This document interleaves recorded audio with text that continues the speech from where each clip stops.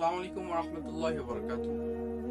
ঠান্ডা কি এবং ঠান্ডা খাওয়া হারাম নাকি হালাল সম্পূর্ণ থাকছে এই ভিডিওতে।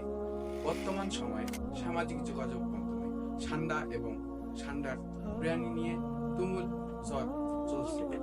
আরবি ভাষায় ঠান্ডাকে মূলত দব বলা হয়। ঠান্ডা মূলত সরীসৃপ প্রাণী। এর গায়ের রং সাধারণত মাটির মতো।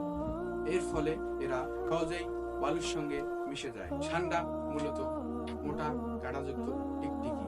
ঠান্ডা মূলত দক্ষিণ আফ্রিকা, মধ্যপ্রাচ্যে এবং ভারতের শুষ্ক স্থানে অবস্থান করে। বিশেষ করে সৌদি আরবের মরুভূমি এদের প্রাকৃতিকতম আবাসস্থল। বিশেষ করে মরুভূমির বেদুইনরা ঐতিহ্যগত খাদ্যাভ্যাসের কারণে এই টিকটিকি জাতীয় প্রাণীটিকে খেয়ে থাকেন।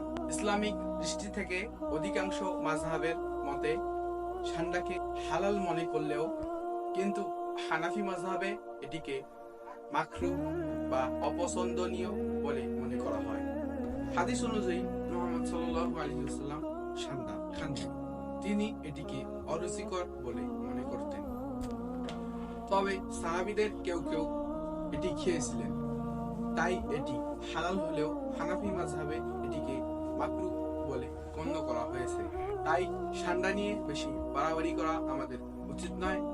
এই ভিডিওটি আপনার যদি ভালো লাগে তাহলে লাইক, কমেন্ট এবং শেয়ার করবেন। আপনি যদি ভিডিওটি ফেসবুকে দেখে থাকেন তাহলে আমাদের পেজটি ফলো করবেন, এবং আপনি যদি ভিডিওটি ইউটিউবে দেখে থাকেন তাহলে আমাদের ইউটিউব চ্যানেলটি সাবস্ক্রাইব করবেন।